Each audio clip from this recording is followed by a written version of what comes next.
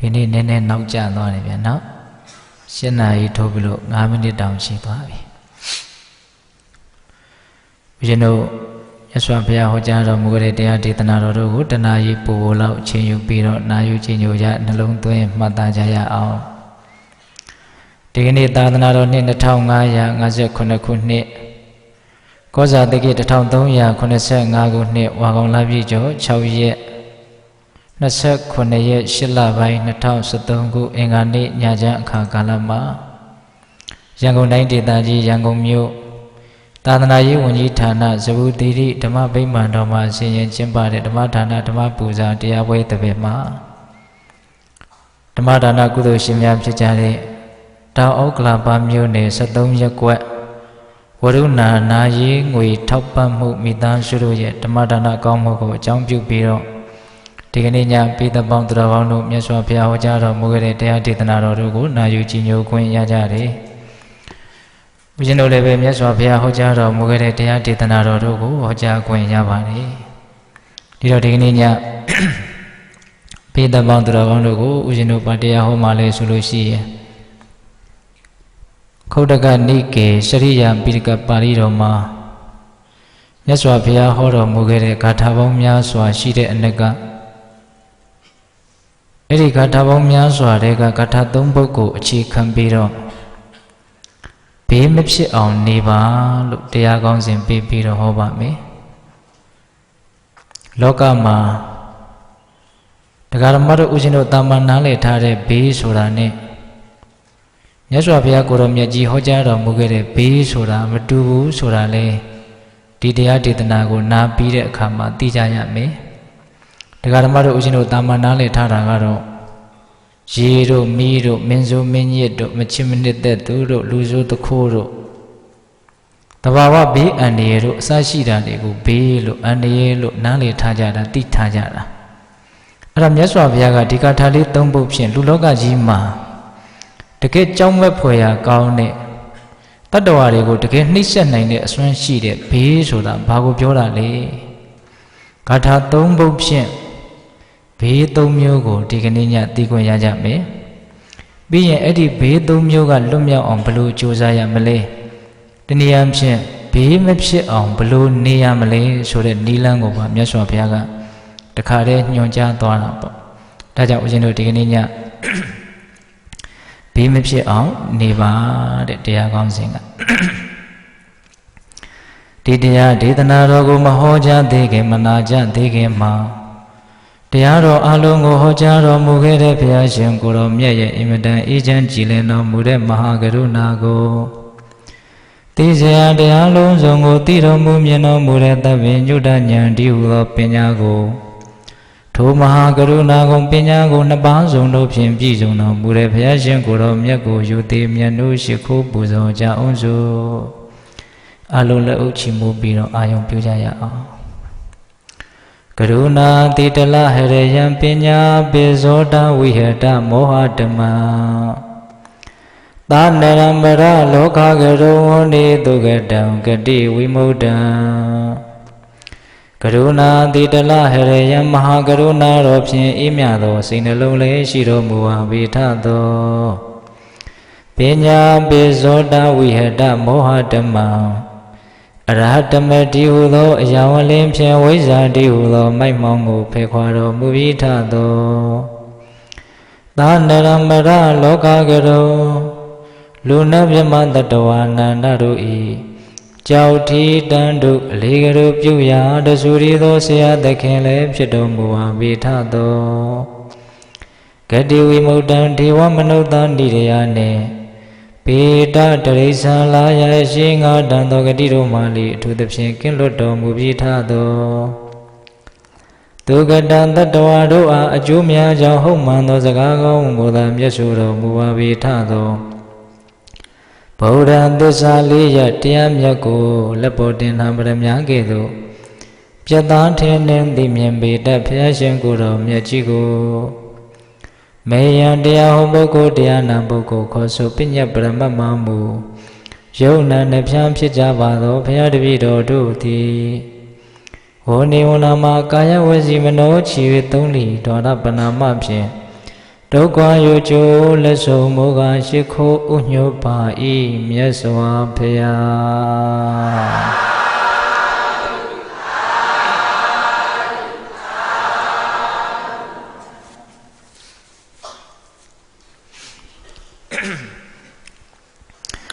ဘေးမဖြစ်အောင်နေပါတဲ့တရားဂါထာ၃ပုဒ်ကိုအခြေခံပြီးတော့ဟောကြားအပ်သောတရားတော်ကိုစတင်ပြီးတော့နာယူကြည်ညိုကြရအောင်ပထမဦးဆုံးဂါထာကိုစတင်ပြီးတော့အာယုံပြုကြည့်မယ်ကောသေဇံဘယတောဒိတဝဝိရိယရမင်္စခေမတောအာရထဝိရိယဟောတာဧတံဗုဒ္ဓ ानु သာသနိကောသေဇံပြင်းရည်ခြင်းကိုဘယတော်ပိဟုဒိတဝါတိမြညာကုန်သည်ဖြစ်၍ဝိရိယရမင်းစလုံးလာကြိုးကုပ်အထုတ်ခြင်းဆိုတဲ့ဝိရိယတရားကိုကြတော့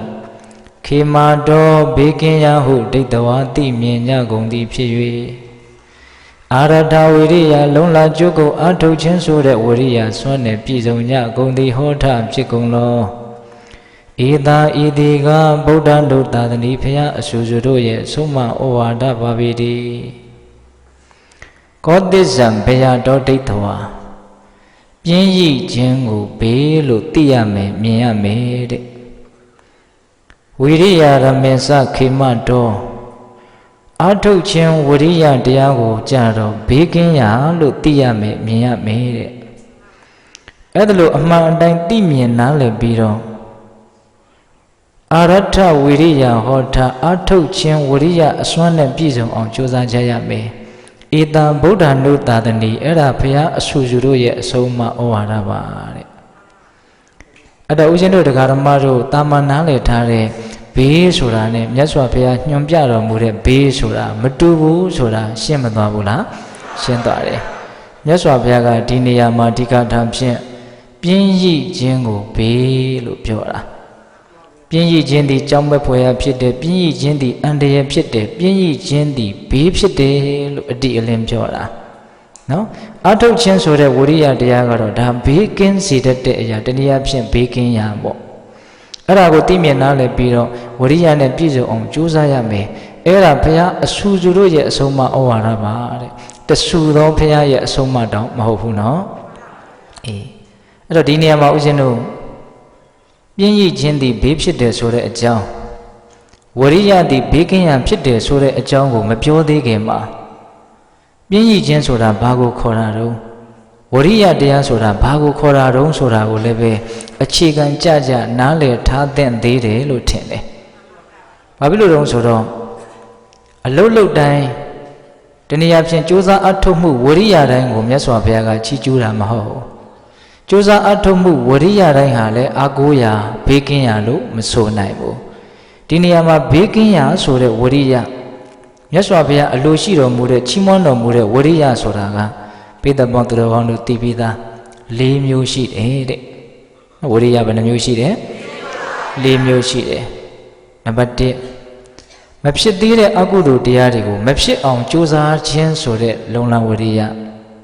ဖြစ်ပြီးသားအကုသိုလ်တရားတွေကိုပယ်ရှားတုတ်တင်မယ်ဆိုတဲ့ကြိုးစားတဲ့ဝရိယအကုသိုလ်နဲ့ပတ်သက်ပြီးတော့နှစ်ချက်နော်နောက်မဖြစ်သေးတဲ့ကုသိုလ်တရားတွေဖြစ်အောင်ကြိုးစားမယ်ဆိုတဲ့ဝရိယဖြစ်ပြီးသားကုသိုလ်တရားတွေတိုးတက်ခိုင်မြဲအောင်ကြိုးစားမယ်ဆိုတဲ့ဝရိယကုသိုလ်ကောင်းမှုနဲ့ပတ်သက်ပြီးတော့နှစ်ချက်အလုံးပဲနှစ်ချက်လဲ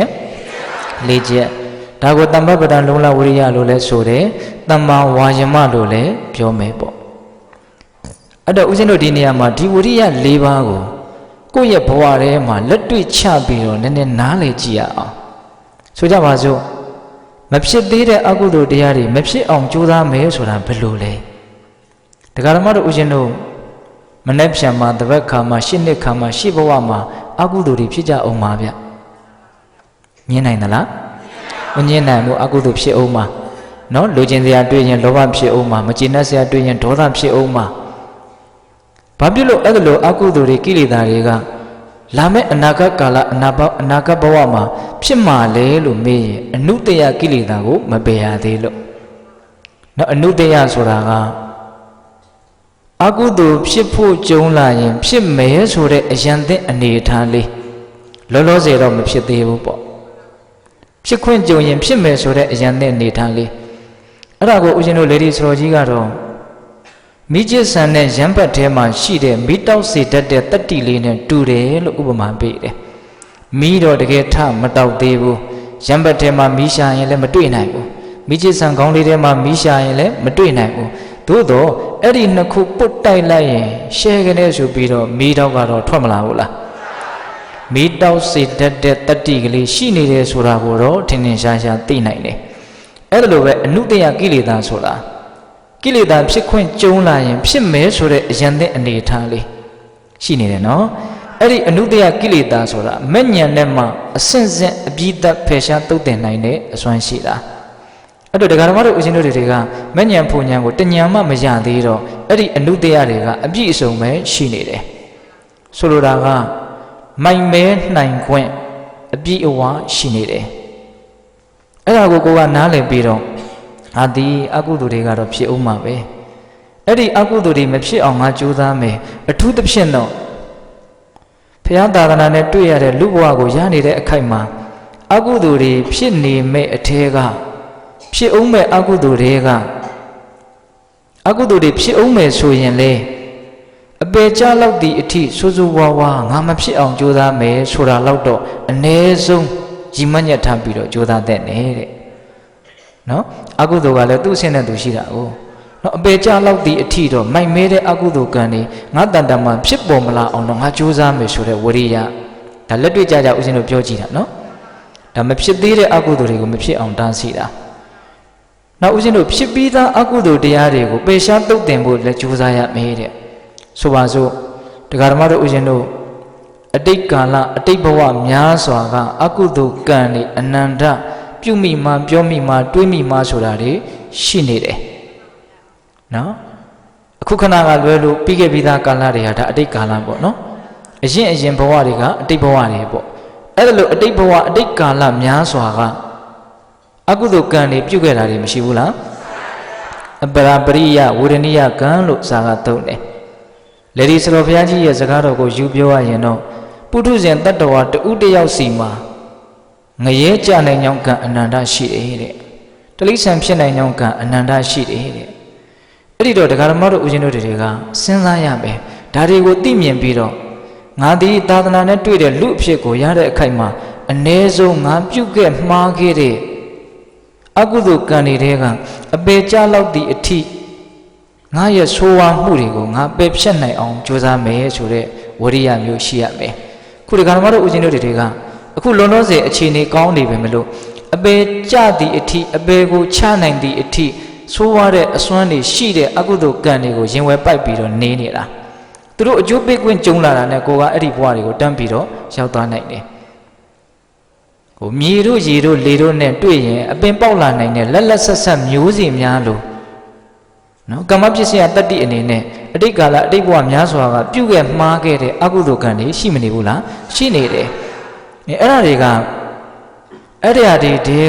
အပေကြလောက်တဲ့အကုသိုလ်ကံတွေကိုကိုကခြေဖြတ်ခြင်းတယ်ဆိုလို့ရှိရင်အ ਨੇ ဆုံးသောတပတ္တိမဲ့ညာဖူညာကိုရမှာဖြစ်ပဲတဲ့ဟုတ်ရလားသောတပတ္တိမဲ့ညာဖူညာကိုရရင်တော့အပေကြလောက်တဲ့ဆိုးဝါးတဲ့အကုသိုလ်ကံတွေအကုန်လုံးကြည်ပြတ်သွားမယ်ပေါ့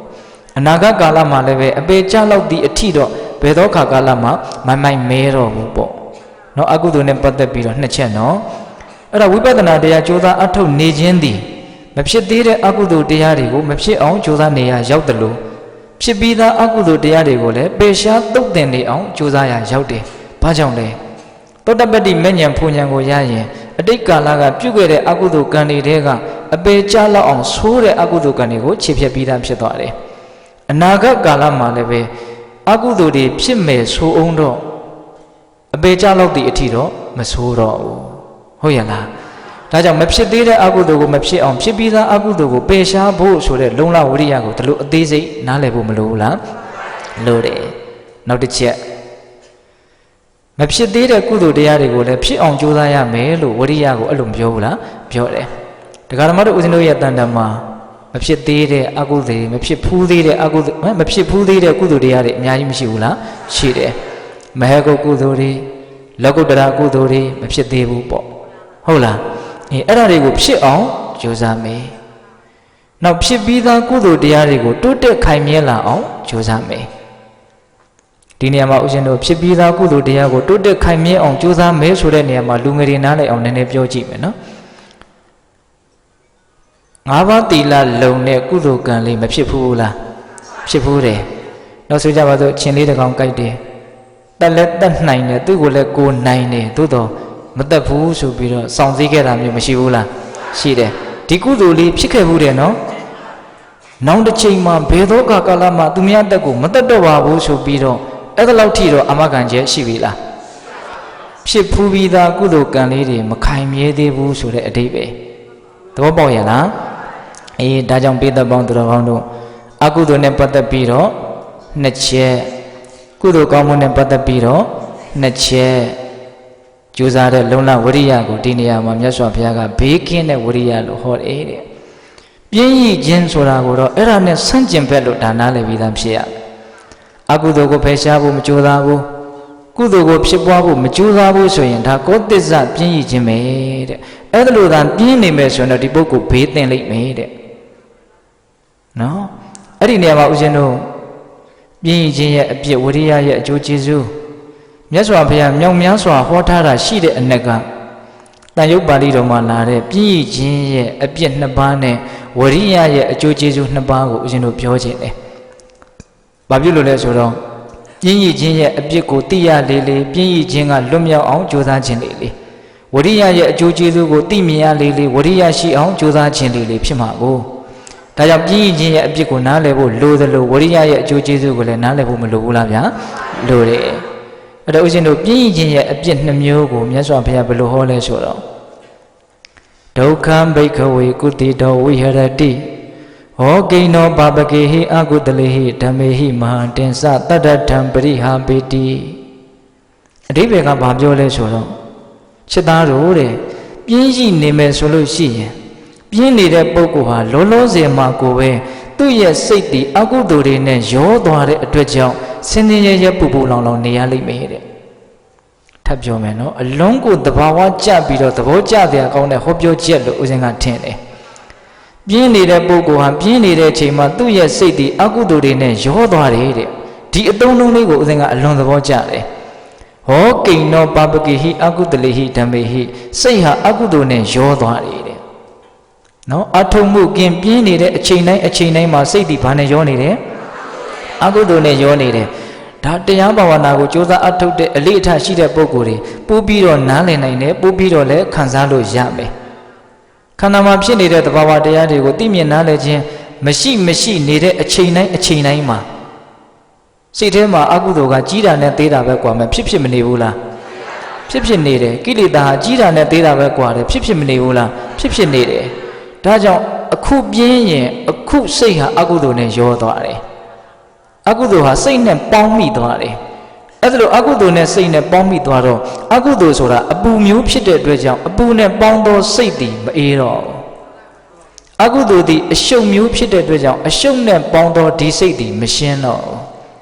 အကုသိုလ်သည်ဆင်းရဲမျိုးဖြစ်တဲ့အတွက်ကြောင့်ဆင်းရဲနဲ့ပေါင်းမိတဲ့ဒီစိတ်တည်မချမ်းသာတော့ဘူးဒါကြောင့်မြတ်စွာဘုရားကလက်တွေ့အလွန်ကြတဲ့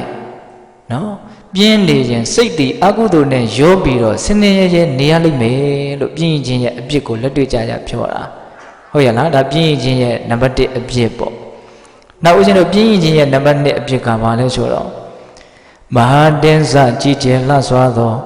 တရထမိမိရဲ့အကျိုးစီးပွားကိုပရိဟာပေတိဆုံးရှုံးပျက်စီးစေတယ်နော်ပြင်းနေတဲ့ပုဂ္ဂိုလ်ဟာကြီးကျယ်တဲ့သူ့ရဲ့အကျိုးစီးပွားကိုဖျက်ဆီးပြစ်မှာတနည်းအားဖြင့်စစ်မှန်တဲ့ကိုယ်ကျိုးစီးပွားနဲ့လွဲချော်ရလိမ့်မယ်ပြင်းနေလို့ရှိရင်เนาะဒီသာသနာမှာဖြစ်ရတဲ့လူအဖြစ်မှာကြီးကျယ်တဲ့ကိုယ်ကျိုးစီးပွားဆိုတာဘာကိုပြောတာတော့လူရင်းပြောရရင်တော့မဲ့ညံဖူညံကိုပြောတာကြည်ပြန့်ပြန့်ပြောရရင်တော့ဒါနသီလတမာတိပညာသည်ကြီးကျယ်တဲ့ကိုယ်ကျိုးစီးပွားလို့နားလည်ရမှာပြင်းနေသောပုဂ္ဂိုလ်သည်အဲ့ဒီကြီးကျယ်တဲ့ကိုယ်ကျိုးစီးပွားကိုဆုံးရှုံးပျက်စီးစေလိမ့်မယ်တဲ့ဖြစ်နိုင်ခြေတွေကိုဖျက်ဆီးပစ်တာပြင်းတဲ့ပုဂ္ဂိုလ်ဟာသဘောပေါက်ရဲ့လားကိုလုံမယ်ဆိုရင်အများကြီးဖြစ်နိုင်တယ်မလုံတော့ဘာမှမဖြစ်တော့ဒါကြောင့်ပြင်းသောပုဂ္ဂိုလ်သည်နှစ်အချက်ကြီးကျယ်တဲ့ကိုယ်ကျိုးစီးပွားနဲ့လွဲချော်သွားလိမ့်မယ်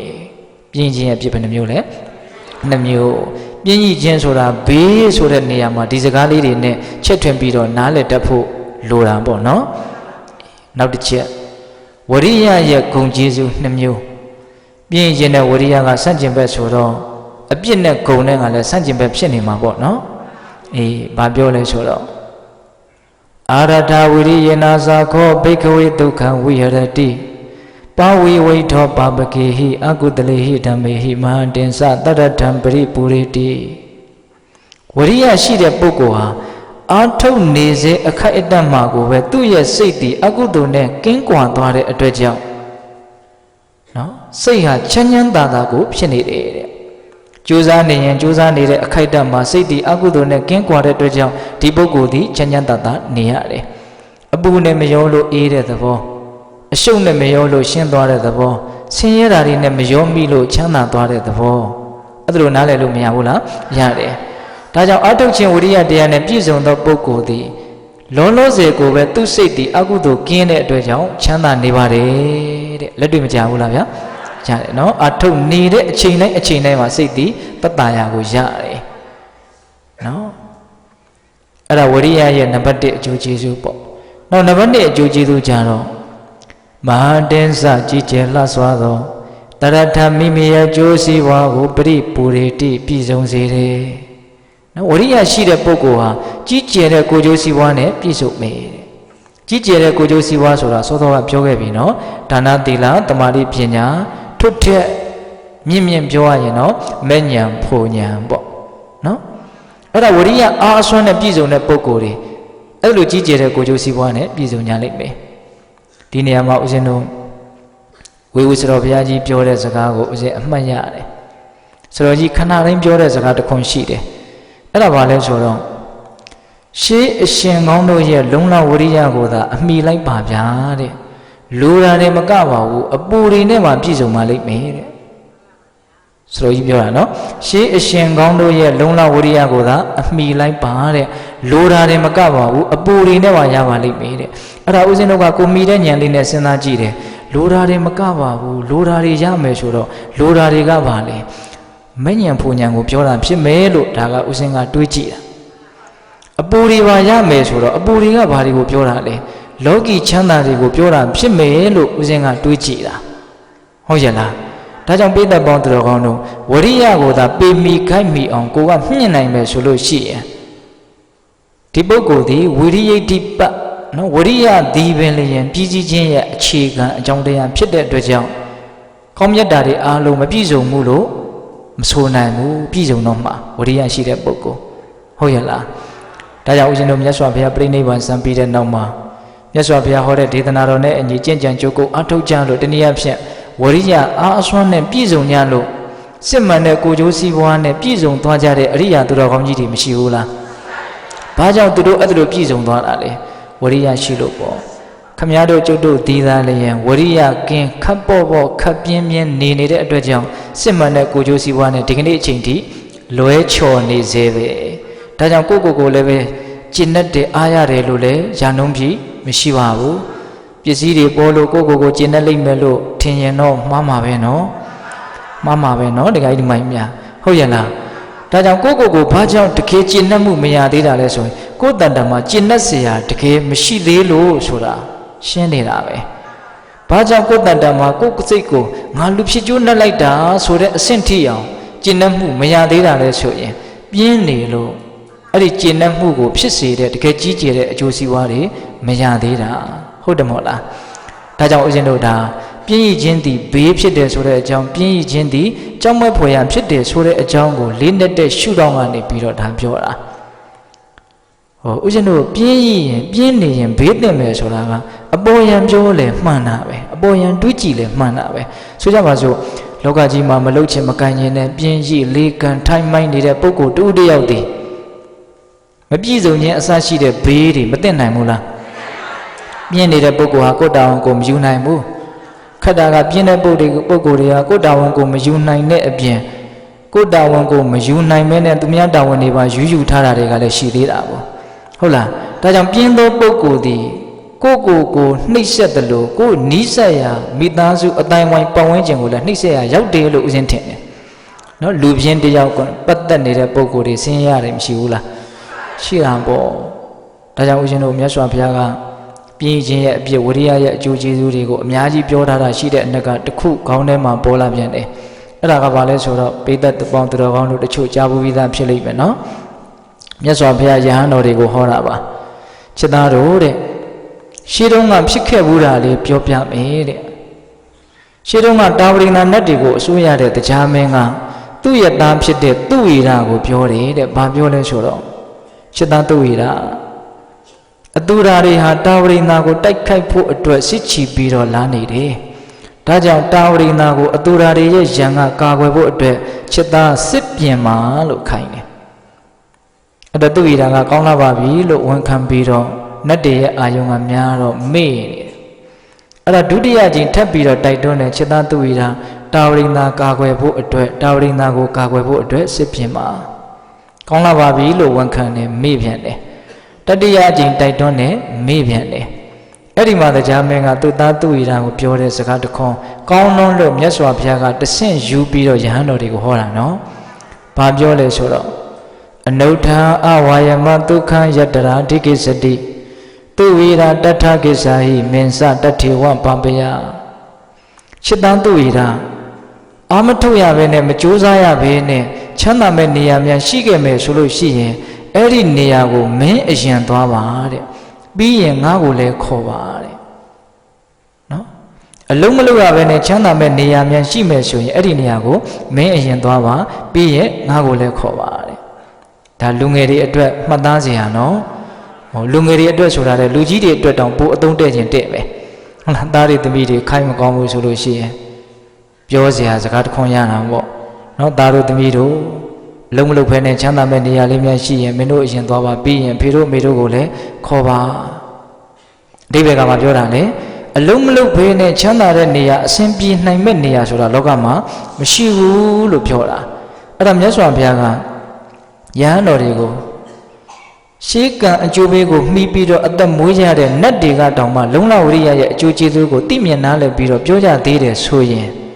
ကျိုးစားအထုံးမှခရီးရောက်နေတဲ့လူလောကကြီးမှာပြည့်ရည်နေလို့ဘယ်သင့်တော်မလဲဆိုတဲ့အဓိပ္ပာယ်ကိုရည်ညွှန်းပြီးတော့ပြောပြတာဟုတ်ရဲ့လားဒါကြောင့်ပိဿပေါင်းသူတော်ကောင်းတို့ဝရိယနဲ့ပြည့်ရည်ခြင်းရဲ့အကြောင်းကိုကြည်ကြဲပြန့်ပြန့်နားလည်ပြီးတော့ပြည့်ရည်ခြင်းဆိုတာဘေးပါလားဝရိယတည်ဘေးကင်းရပါလားလို့နားလည်ပြီးတော့ဝရိယနဲ့အားအစွမ်းနဲ့ပြည့်စုံအောင်ကြိုးစားပြီးတော့ကိုချမ်းသာအောင်လုပ်ရမယ်အဲ့ဒါတည်ပင်လျင်ဘုရားအဆုစုတို့ရဲ့အဆုံးအမဩဝါဒပါတဲ့ဒါဦးဇင်းတို့ပထမဂါထာပါနော်ဂါထာဘယ်နှပုဒ်ပြောမှာတော့မြတ်၃ပုဒ်ပြောမယ်နော်အဲ့တော့ဦးဇင်းတို့ဒုတိယဂါထာဆက်ပြီးတော့နားလည်ကြည့်ရအောင်ဒုတိယဘေးဘာကိုများဟောမလဲဆိုတာကိုဦးဇင်းတို့အာယုံပြုကြည့်ရဝိဝါဒံပယတောဒိတဝါအဝိဝါဒင်္စခေမတောတမေကသခိလာဟောထာဧသံဗုဒ္ဓ ानु သာသနိဝိဝါဒညင်းခုံညင်းကိုဘယတော်ဘိဟုဒိတဝါတိမြင်ညဂုံသည်ဖြစ်၍အာဝိဝါဒင်္စမညင်းခုံညင်းကိုကြတော့ခေမတော်ဘေကင်းရာဟုဒိတဝါတိမြင်ညဂုံသည်ဖြစ်၍တမေကကိုရောစီရောညီညွတ်ကြဂုံသည်တခိလာနုညံပြေပြည့်သိမ်မွေသောတကားရှိကြကုန်သည်ဟောထဖြစ်ကုန်သောဧသာဤတိကဗုဒ္ဓ ानु သာသနိဖျားအဆူဆူတို့ရဲ့အဆုံးမဩဝါဒပါပေတည်းဝိဝါဒံဘယတောဒိဋ္ဌဝါညင်းခုံညင်းကိုဘေးလို့သိရမယ်မြင်ရမယ်တဲ့အဝိဝါဒင်္စခေမတောမညင်းခုံညင်းကိုကြတော့ဘေးကင်းရာလို့သိရမယ်မြင်ရမယ်တဲ့အဲ့ဒါလို့သိမြင်နားလည်ပြီးတော့တမက်ကကိုရောစေရောညီညွတ်ရမယ်တခိလာနုညံ့ပြပြသိမ်မွေသောစကားရှိရမယ်တဲ့ဣတံဗုဒ္ဓ ानु သာသနိအဲ့ဒါဖရာအဆူဆူတို့ရဲ့အဆုံးအမဩဝါဒပါတဲ့ဒုတိယဂါထာ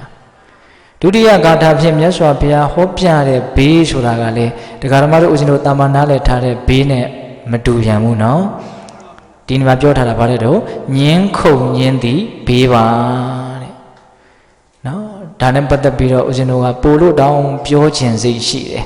ဘာဖြစ်လို့လဲဆိုတော့ညင်းခုန်မှုကိုအကြောင်းပြုပြီးတော့ဒကာဓမ္မတို့ဦးဇင်းတို့ရဲ့ဘဝမှာဘေးကြီးဘေးငယ်အသွယ်သွယ်တင့်တင့်နေကြလို့ပဲဟုတ်လားလူဆိုတာကလည်းပဲခက်တာကတယောက်တည်းရှင်တန်လို့ဖြစ်တဲ့အမျိုးကလည်းမဟုတ်လားအ ਨੇ ဆုံးတော့ကိုမိသားစုဆိုတာမရှိဘူးလား ဆွေတွေမျိုးတွေအပေါင်းတွေသင်းနေနောက်မျိုးသူမျိုးသားအိနီနာချင်းအမျိုးမျိုးတွေရှိနေတာအဲ့တော့ဦးဇင်းတို့ကျမ်းဂန်ထဲမှာလာတဲ့စကားလေးတစ်ခွန်းလဲပေးတဲ့တို့ကြားဖို့မှာပါလက်တစ်ဖက်စီမှာလက်ကောက်တကွင်းစီဝတ်ထားတော့ကဘာအတန်မှမထွက်ဘူးဘယ်ဘက်ကလက်ကောက်လေးချွတ်ပြီးတော့ညာဘက်ပေါင်းပြီးတော့နှစ်ကွင်းထပ်ပြီးတော့ဝတ်လိုက်ခါမှတစ်ချင်းချင်းအတန်ထွက်လာတယ်တဲ့ဟုတ်လားဝိဝါဒောပတ်တော်ဒုတိယောနှစ်ခုမြောက်ဆိုတာရှိလာရဲ့ညင်းခုန်ညင်းဆိုတာဖြစ်လာတယ်တဲ့ခက်တာကဒကာဓမ္မတို့ဦးဇင်းတို့ကနှစ်ခုမြောက်မှမကာပဲကိုသုံးခုမြောက်လေးခုမြောက်အများကြီးရှိနေတာဆိုတော့ညင်းခုန်တဲ့အတန်တွေကလည်းအမြဲတမ်းလို့ရှိမနေဘူးလားရှိနေတာပေါ့ဒါကြောင့်ညီကိုမောင်နှမချင်းလဲညင်းနေကြတာပဲသားသမီးနဲ့မိဘတွေလည်းညင်းနေကြတာပဲပတ်ဝန်းကျင်လောကကိုလည်းကြည့်လိုက်စီးပွားရေးလောကကြည့်အောင်မလားညင်းနေတာပဲပညာရေးလောကလည်းညင်းနေကြတာပဲနိုင်ငံရေးလောကလည်းပို့လို့တောင်ညင်းသေးတယ်အတန်ထွက်ပြီးတော့ညင်းရတာနှုတ်နဲ့ညင်းရတာအားမရလို့စာလုံးလေးတွေရေးပြီးတော့တောင်ညင်းညသေးတယ်ဟုတ်တယ်မို့လားမညင်းဘူးလားဗျာမြတ်စွာဘုရားကဒီမှာညင်းရင်တော့ဘေးတင်မှာပဲဘုရားမဟုတ်တာဘယ်တော့မှမပြောဘူးဘုရားပြောတာအကုန်မှန်တယ်ညင်းရင်တော့ဘေးတင်မှာပဲဟုတ်တယ်တခါတလေဘာမဟုတ်တဲ့အကြောင်းအရာလေးတစ်ခုကိုအခြေခံပြီးတော့ညဉ့်ညရင်ခုံညာရင်နဲ့ဒေါသတွေဖြစ်အာဃာတတွေဖြစ်စိတ်တွေတို့မျက်ထောင်တွေหนีပြီးတော့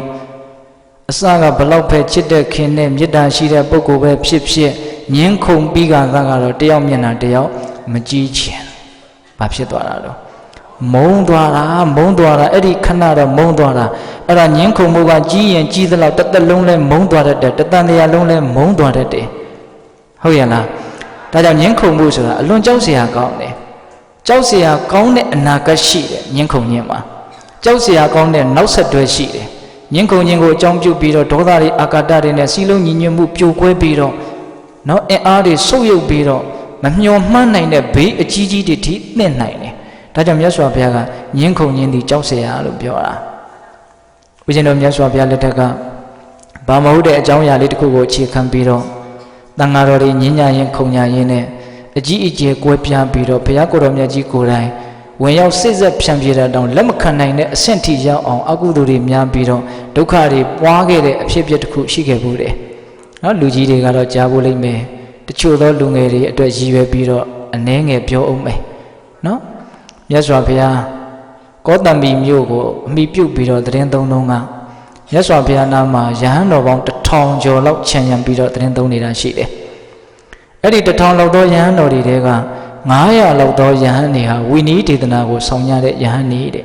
။ကျန်တဲ့900လောက်သောယဟန်တွေကတော့တုတ်တန်ဒေသနာကိုဆောင်ရတယ်လို့ဆိုတယ်။ဒီနေ့တော့ဝိနည်းဒေသနာကိုဆောင်တဲ့ယဟန်တွေတဲကအကြီးဆုံးမထေရကြီးကကုရိတက်ဖို့အတွက်ကုရိအိမ်ကိုသွားတယ်။အဲ့ဒီအချိန်မှာပဲတိုက်ဆိုင်ကုရိအိမ်ကနေပြန်ပြီးတော့ဆင်းလာတဲ့တုတ်တန်ဆောင်မထေရကြီးတဲကအကြီးဆုံးမထေရကြီးနဲ့ကပ်ပြီးတော့ရှောင်သွားတယ်အဲ့ဒါဝိနည်းဆောင်မထေရကြီးကကုရိအိမ်ထဲဝင်ပြီးတော့တောက်လျှောက်ပဲကုရိအိမ်ထဲကပြန်ထွက်လာတယ်ထွက်လာပြီးတော့တုတ်တန်ဆောင်မထေရကြီးကိုငါရှင်နေအောင်နဲ့အဲ့တော့တုတ်တန်ဆောင်မထေရကြီးကလည်းရက်ပြီးတော့အရှင်ဘုရားဘာကိစ္စလဲဘုရားငါရှင်နဲ့ကုရိအိမ်ထဲမှာတန်တဲ့ရေချမ်းနေတယ်တဲ့ဒါကြောင့်ငါရှင်မှာအာဘတ်တဲ့တယ်ရေခွက်ထဲမှာရေချမ်းနေရင်အာဘတ်တဲ့တယ်နောက်လူယွန်စရာဖြစ်တယ်ဆိုတဲ့အဓိပ္ပာယ်ပေါ့အဲ့တော့ရှင်ဘုရားတဲ့တပည့်တော်မသိလို့ထားခဲ့တာပါတဲ့အာဘတ်တဲ့တယ်ဆိုရင်လည်းတပည့်တော်ဒေသနာကြားပါမယ်ဒေသနာကြားတယ်ဆိုတာကဘုန်းကြီးဟောတာဖြစ်နေတယ်လူငယ်တွေနားလည်အောင်နည်းနည်းတော့ပြောအောင်မယ်သိလားနည်းနည်းပြောရင်းနဲ့တရားကရှည်မာနဲ့တူတယ်နော်ဒေသနာကြားတယ်ဆိုတာကအပြစ်တစ်ခုသင့်နေတယ်ကုစားလို့ရတဲ့ဒေသနာကြားယုံနဲ့ပျောက်တဲ့အပြစ်ဆိုရင်ရှင်ဘုရားတပည့်တော်မှာဒီလိုအပြစ်မျိုးသင့်နေတယ်နောင်တမျိုးမဖြစ်အောင်တပည့်တော်စောင့်စည်းပါမယ်ဆိုပြီးတော့စောင့်စည်းလိုတဲ့အာယတိန်တံဝရစိတ်နဲ့ကိုယ့်ရဲ့အပြစ်ကိုဖွင့်ဟဝန်ခံတာကိုအဲ့ဒါဒေသနာကြားတယ်လို့ဆိုတယ်အဲ့ဒါတချို့သောအပြစ်သေးလေးတွေဟာအဲ့ဒါလိုဖွင့်ဟဝန်ခံလိုက်တာနဲ့ပျောက်သွားတယ်ဟုတ်တာပေါ့အပြစ်ရှိတာကိုဝန်ခံလိုက်ရင်တစ်ဖက်လူကတော့ကျဉ်တ်သွားစမြဲပဲလေဟုတ်ရဲ့လားဒါပေမဲ့တချို့သောအပြစ်တွေကတော့ဒေသနာကြားရုံနဲ့မပျောက်ပါဘူးကုစားရတာတွေလည်းရှိတယ်ထားတော့တပည့်တော်မသိလို့ထားခဲ့တာပါတဲ့ဒါကြောင့်အဘတ်တဲ့နေဆိုရင်လည်းတပည့်တော်ဒေသနာကြားပါမယ်အဲ့တော့ဝိနည်းဆောင်မထေရကြီးကငါရှင်နဲ့မတိလို့ထားခဲ့တာဆိုရင်တော့စေတနာမပါတဲ့အတွက်ကြောင့်ငါရှင်မှာအပြစ်မသိမှာဘူးတဲ့အမှန်ကတော့သူတတိမေ့ပြီးတော့ပြောလိုက်တာရေခွက်ထဲရေချမ်းနေရင်တော့စေတနာပါမပါအဘကတင့်နေတဲ့အဲ့ဒါလိုပြောတော့ သုတ္တန်ဆောင်မထေရကြီးကရှင်ဘုရားအာဘမသိမ့်ဘူးဆိုရင်လည်းကောင်းပါလေဟိုကမသိလို့ထားခဲ့တာဆိုရင်တော့စေနာပါရင်အပြစ်မသိမ့်ဘူးလို့ပြောလိုက်တာကိုဝင်းကြီးဆောင်မထေရကြီးကအဲ့တော့အာဘမသိမ့်ရင်လည်းကောင်းပါရဲ့ဘုရားဆိုပြီးတော့လမ်းခွဲသွားရောအဲ့တော့ဝင်းကြီးဆောင်မထေရကြီးကကုရီတက်ပြီးတော့သူ့ရဲ့တပည့်တွေနဲ့တွေ့တော့စကားတခွန်းကိုမဆောင်စည်းလိုက်နိုင်ဘဲနဲ့အမှတ်တမဲ့ပြောလိုက်မိတယ်စကားတခွန်းမများဘူးတခွန်းနဲ့အဲ့ဒီတခွန်းနေသောစကားကဂျုံမွေသွားမှာပဲဘာပြောလဲဆိုတော့ငါရှင်တို့တဲ့သုတ္တန်ဆောင်မထေရကြီးကထေကြီးဝါကြီးလုံနေပြီးတော့ကိုအဘသင့်လို့သင်္ပန်းတောင်မသိဘူးလို့ပြောလိုက်တယ်သူများရဲ့အပြစ်ကိုပြောတာနော်အဲ့လိုပြောတော့တပည့်တွေကသုတ္တန်ဆောင်မထေရရဲ့တပည့်တွေနဲ့အပြိုင်ဆိုင်ကလည်းနည်းနည်းမြန်ရှိလေသလားတော့မသိအချင်းချင်းတွေ့ကြတော့ငါရှင်တို့သင်တို့ဆရာကြီးကကိုအပြစ်သင်လို့သင်္ပန်းတောင်မသိဘူးဟောပြောပြန်ရောပြောတော့ကိုဆရာကိုပြောတော့ဟိုကဘေးခံနိုင်မလဲအဲ့ဒါနဲ့ဆရာကိုတွေ့တော့မေးတာပေါ့ဝိနည်းဆောင်မထေရနဲ့သူ့တပည့်တွေကတော့အရှင်ဘုရားကိုဒီလိုပြောနေတယ်အရှင်ဘုရားကကိုအဘသင့်လို့သင်္ပန်းတောင်မသိဘူးတဲ့ဟုတ်သလားဘုရားအဲ့တော့ဝိနည်းဆောင်သုတ္တန်ဆောင်မထေရကြီးကဘာပြုလို့ငါ့ကိုအဲ့လိုပြောကြတာတဲ့တော့တန်တဲ့ရည်ကျမ်းနေလို့တဲ့ဒါကြောင့်ရှင်ဘုရားအဘသင့်တဲ့အဲ့ဒီတော့သူကစဉ်းစားပြီးတော့တပည့်တွေကိုငါရှင်တို့တဲ့အဘသင့်တာကငါမဟုတ်ဘူးတဲ့အဲ့ဒီဝိနည်းဆောင်မထေရကြီးအဘသင့်နေတာတဲ့ဘာပြုလို့တော့ငါကစေတနာမပါဘူးမသိလို့ထားခဲ့တာပါလို့ပြောတော့ကစေတနာမပါရင်အပြစ်မတင်ဘူးလို့သူပဲသူ့ပါဇက်ကပြောခဲ့တာတဲ့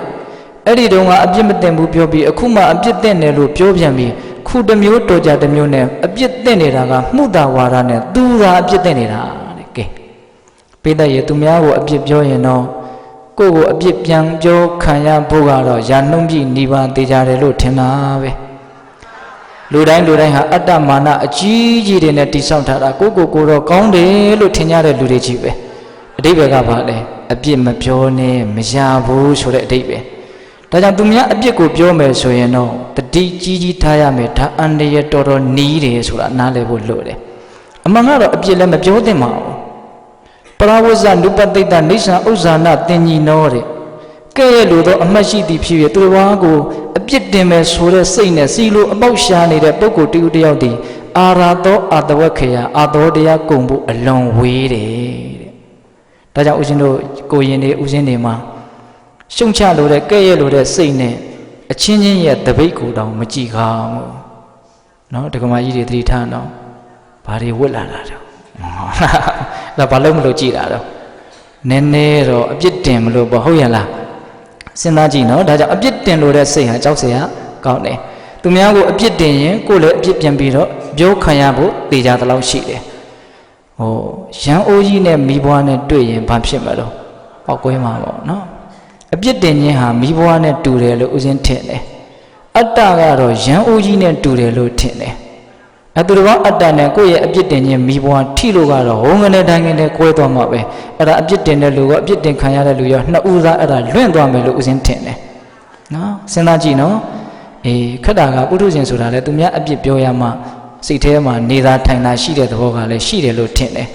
တခါတလေဦးဇင်းလည်းကိုယ်တည်းသူများအပြစ်ကိုပြောတာကို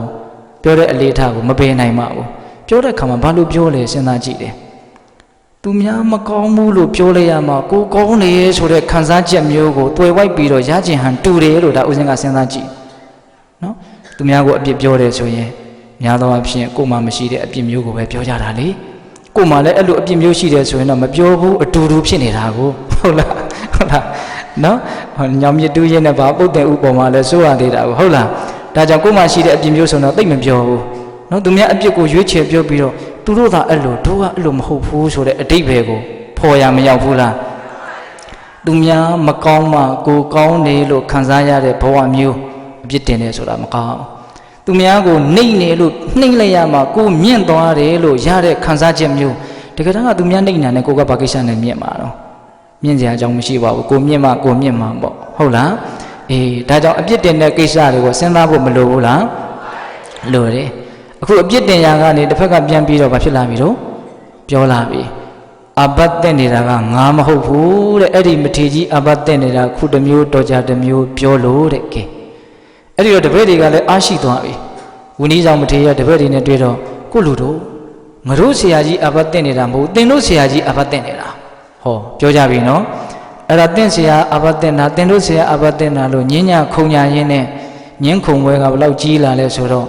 ဆဲကြဆိုကြရိုက်ကြနှစ်ကြတဲ့အဆင့်ထိရောက်လာတယ်တဲ့ယဟန်တော်တွေဖြစ်တာနော်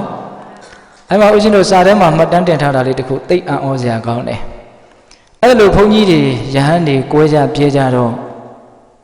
ပုထုဇဉ်တရားဓမ္မတွေကလည်းသူဘုန်းကြီးကိုဘုန်းကြီးဆိုပြီးလိုက်ပြီးတော့ကွဲကြတယ်တဲ့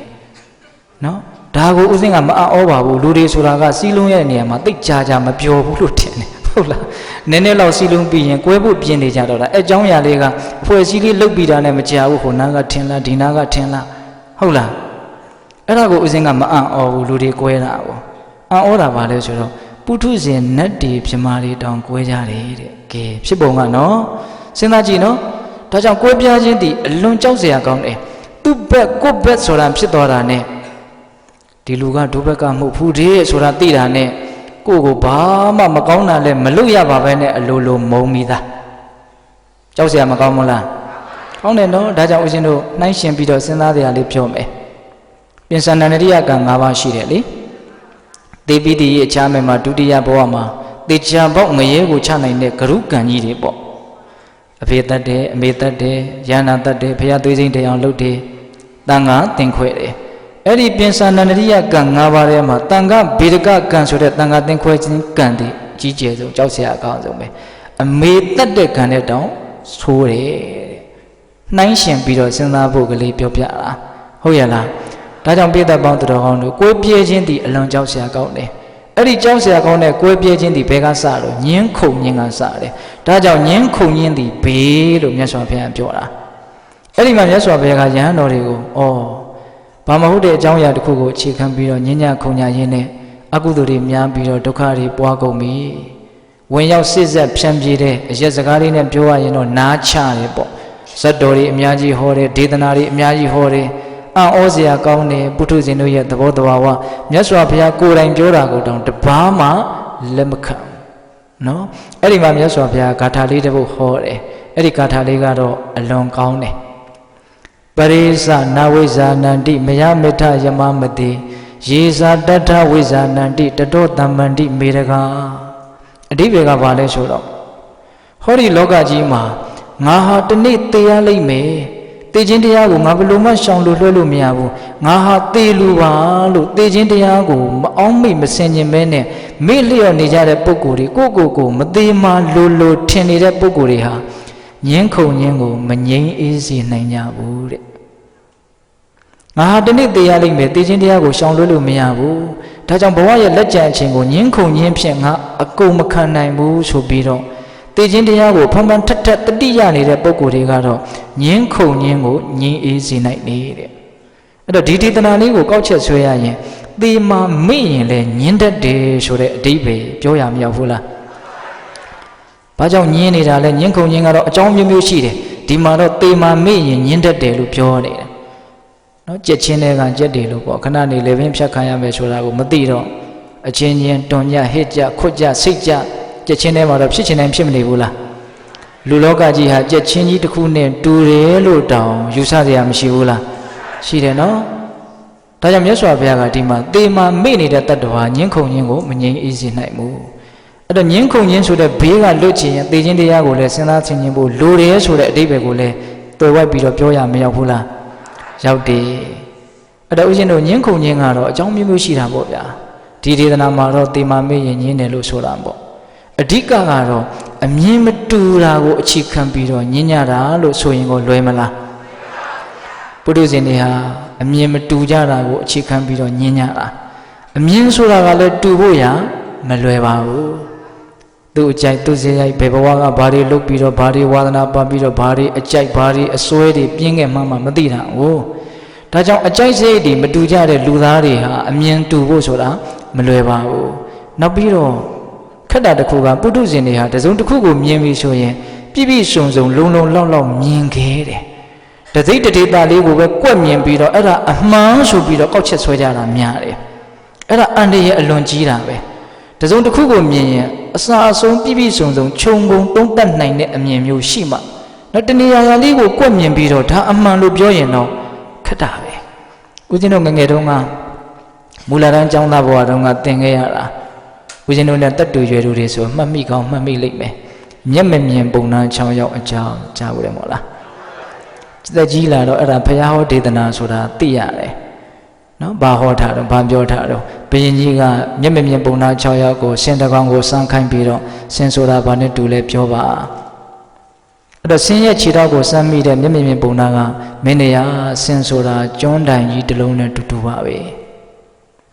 သူပြောတာလဲတက်ခါမှားတယ်လို့တော့မဆိုတာဘူးเนาะသူကခြေထောက်ပဲစမ်းမိတာကိုဟုတ်လားအစွဲကိုစမ်းမိတယ်လို့ကတော့မင်းတရားဆင်ဆိုတာလှန်တစ်ချောင်းနဲ့တူတူပါပဲသူတို့ပြောတဲ့စကားတွေကသူတို့တဦးတယောက်ရဲ့အမြင်အရတော့ဟုတ်တယ်လို့ရှိပေမဲ့လို့စင်တကောင်လုံးကိုမြင်မှုတဲ့ပုဂ္ဂိုလ်အတွက်ကတော့ဘလောက်ရဲစရာကောင်းတယ်လဲဆိုတာထင်ရှားတယ်အဲ့လိုပဲဒကာဓမ္မတို့ဦးဇင်းတို့ပုထုဇဉ်တွေရဲ့အမြင်ကအရိယာသူတော်ကောင်းကြီးတွေရဲ့အမြင်မှာတော့ရဲရွှင်ပွေရာသာဖြစ်တယ်မဆိုနိုင်ဘူးလားယံပရိဒုက္ခတောအာဟုတတရိယာအာဟုဒုက္ခတောယံပရိဒုက္ခတောအာဟုတတရိယာဒုက္ခတောဝိတုတဲ့ပုထုဇဉ်တွေကဒုက္ခလို့ပြောတဲ့အရာကိုအရိယာတွေကဒုက္ခလို့နားလေတယ်တဲ့ပုထုဇဉ်တွေကအရိယာတွေကဒုက္ခလို့ပြောတဲ့အရာကြတော့ပုထုဇဉ်တွေကဒုက္ခလို့သမုတ်ထားကြဖြစ်နေတဲ့အမြင်ချင်းကဘယ်လိုဖြစ်နေတယ်မတူဘူးအဲ့တော့ပုထုဇဉ်တွေဟာအသီးသီးအမြင်အမျိုးမျိုးရှိတဲ့အတွက်ကြောင့်အမြင်မတူတာကိုအခြေခံပြီးတော့ညင်ညာတာပေါ့ဒီနေရာမှာဦးဇင်းတို့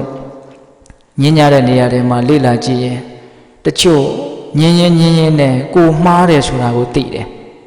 တစ်ဖက်လူပြောတာတဘာဝကြတဲ့ယုတ်တိရှိတယ်ဟုတ်တယ်ဆိုတာသိတယ်ဒါပေမဲ့လျှော့သလားဆိုတော့မလျှော့ဘူး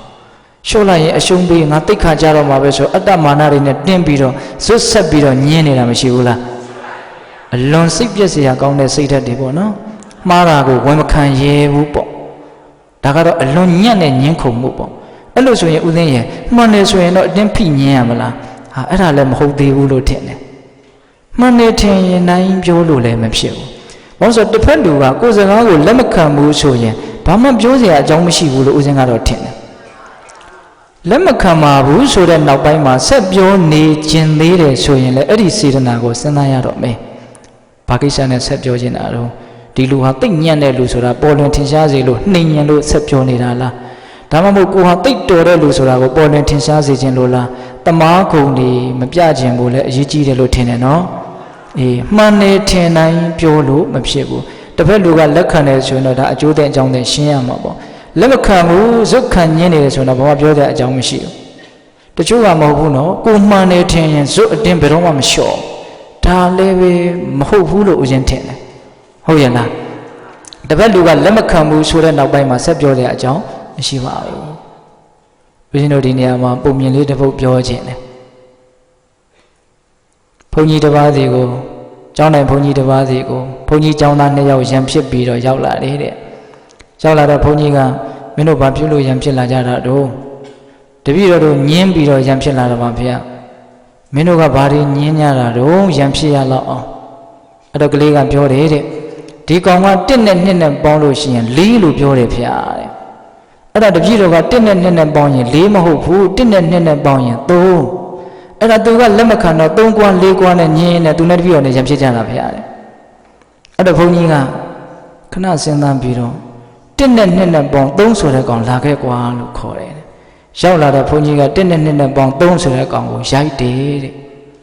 ကလေးကဟာငါမှန်လည်းမှန်တယ်ရိုက်လေးရိုက်ခံရတယ်ဘာလည်းမသိဘူး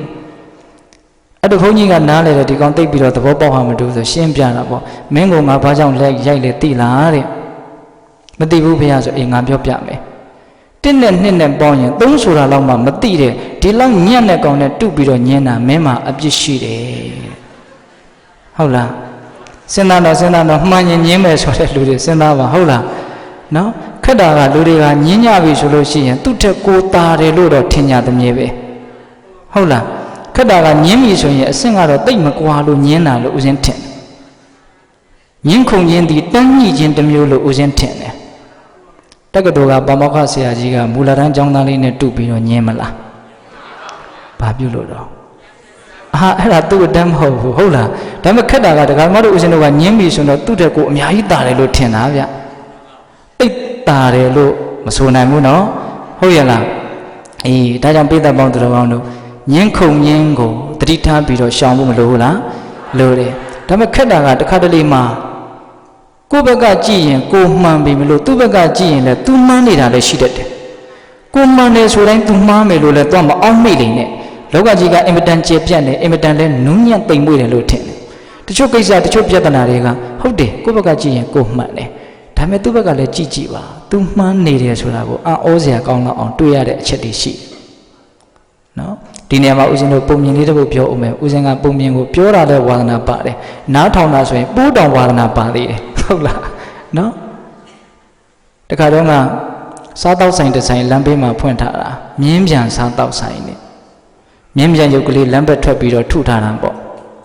အဲ့ဒါတနေ့တော့မြင်းပြန်ရုပ်လေးရဲ့ဘယ်ဘက်ကခီးတဲ့တယောက်ဝင်ပြီးတော့စားတောက်ဆိုင်နဲ့ဝင်စားတယ်တိုက်ဆိုင်တယ်ပဲမြင်းပြန်ရုပ်လေးရဲ့ညာဘက်ကခီးတဲ့တယောက်ကလည်းဝင်ပြီးတော့စားတယ်တပွဲတည်းထိုင်မိတယ်အဲ့ဒီမှာညာဘက်ကဝင်လာတဲ့လူကစက်မိဆရာပြောတာပေါ့မြင်းမြန်ရုပ်ကလေးကလှလိုက်တာရွှေရောင်းကိုတောက်နေတာပဲအဲ့လိုပြောတော့ဘယ်ဘက်ကလာတဲ့လူကကို့လူမှားနေပြီနဲ့တူတဲ့မြင်းမြန်ရုပ်လေးကငွေရောင်တောက်နေတာဟာငါမျက်စိနဲ့မြင်ခဲ့တာငါလည်းမျက်စိနဲ့မြင်ခဲ့တာပဲဟုတ်လားမြင်းညာရောရွှေရောင်ငွေရောင်ဆိုပြီးတော့ညင်းခုံဘွဲကပြင်းထန်လာတော့ဆိုင်ရှင်ကထွက်လာပြီးတော့ကို့လူတို့တဲ့တိတ်လည်းညင်းမနေကြနဲ့ကျုပ်ကမြင်းမြန်ရုပ်ကိုတစ်ဖက်ကရွှေရောင်တုပ်ပြီးတစ်ဖက်ကငွေရောင်တုပ်ထားတာတဲ့ဟုတ်လားတခါတရံမှာအဲ့လိုကိစ္စမျိုးမဖြစ်တတ်ဘူးလားသူဘက်ကကြည့်ရင်သူမှန်တယ်ကိုယ့်ဘက်ကကြည့်ရင်ကိုယ်မှန်တယ်တချို့ကိစ္စတွေဟာအမှန်တရားဟာဘာဆိုတာပြောဖို့တော်တော်ခက်တယ်တရည်တည်တွက်လို့လည်းမရဘူးတချို့ကိစ္စတွေကဖဖူးတာလေးတစ်ခုပြောအောင်မယ်တင်ချာဆရာကကလေးတွေကိုတင်ချာသင်ရင်းနဲ့မိခက်ဆိုတဲ့ကလေးမလေးကိုမေးတယ်တဲ့နော်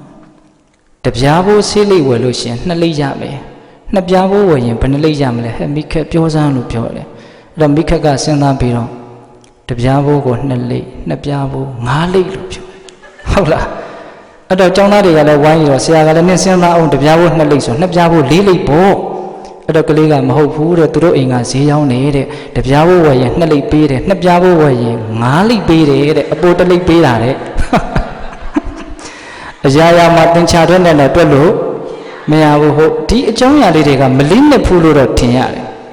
ါပေမဲ့လူလောကတွေကိုနှိုင်းရှင်ပြီးတော့စဉ်းစားကြည့်ပါတချို့ကိစ္စတွေကတရသေးတွက်လို့မရဘူးဟုတ်ရဲ့လားဒါကြောင့်ကိုမှန်နေမှန်နေကြီးလဲထင်မနေနဲ့အောင်တစ်ဖက်လူကကိုယ့်တဲ့တောင်းမှန်ရင်မှန်နေလိုက်အောင်ပဲဟုတ်ရဲ့လားဒါကြောင့်ပိဿပေါင်းသူတော်ကောင်းတို့ညင်းခုန်ညင်းသည်ဘေးဆိုတာနဲ့ပတ်သက်ပြီးတော့ပြောချင်တာတွေအများကြီးရှိတယ်ဆိုတာဒါပြောတာနော်ဒါကြောင့်ဒီမှာမေးလို့ပဲညင်းညင်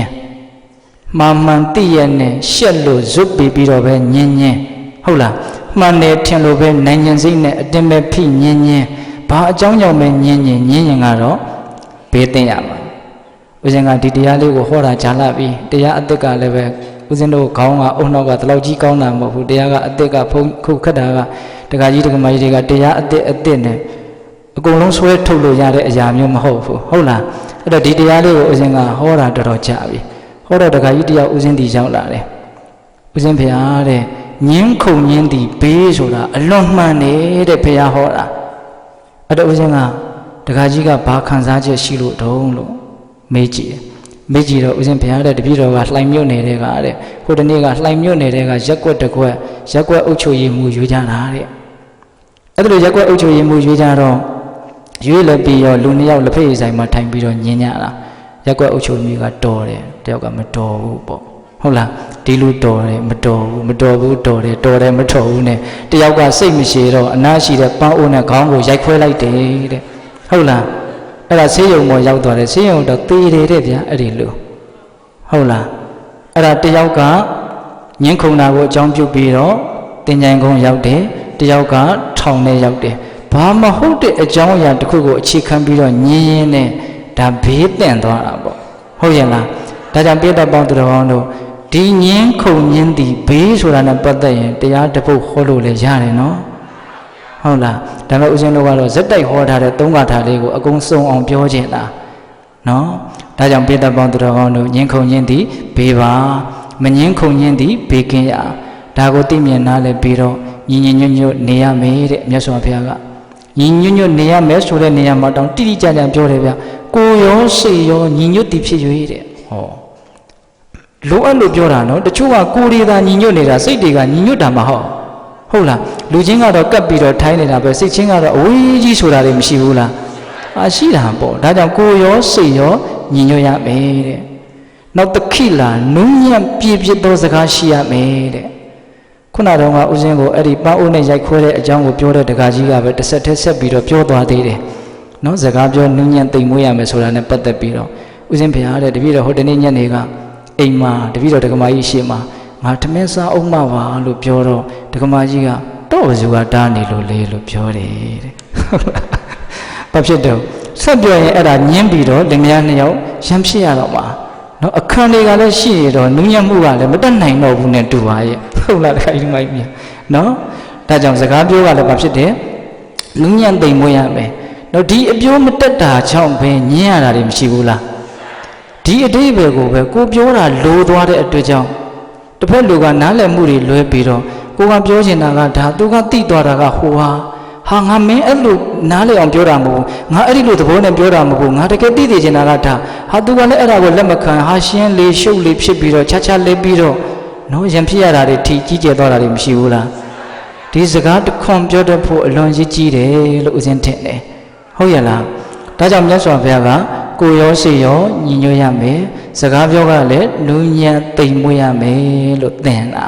ဟုတ်လားဒါကြောင့်ပိဋကပေါင်းသူတော်ကောင်းတို့ဒီအကြောင်းတွေကဇုဖဲအဆုံးသတ်မှပဲဒုတိယဂါထာကပြီးတော့မှနော်ဟုတ်လားနောက်ထပ်တဂါထာကပြောရအောင်ပါနော်ဒါကြောင့်ဒုတိယဘေးနဲ့ဘေးလို့ရညင်းခုန်ညင်းနဲ့မညင်းခုန်ညင်းနော်ဒုတိယဂါထာပြီးကြပါအောင်ဆိုနော်အဲ့ဒါဦးရှင်တို့တတိယဂါထာဆက်ပြီးတော့နာယူကြည့်မယ်တတိယဂါထာဖြင့်သိရမယ်ဘေးနဲ့ဘေးလို့ရကတော့အနုညံ့ဆုံးအကျေပြန်ဆုံးအနဲ့ဆိုင်ဆုံးဖြစ်လိမ့်မယ်လို့ဦးဇင်းထင်တယ်နော်တတိယဂါထာမှာပြောတဲ့ဘေးနဲ့ဘေးကင်းရနည်းနည်းလေးတတိပို့ထားပြီးတော့အာယုံပြုကြည့်အောင်နော်ပမာဒံဗျာတောဒိဋ္ဌဝအပမဒင်္စခေမတော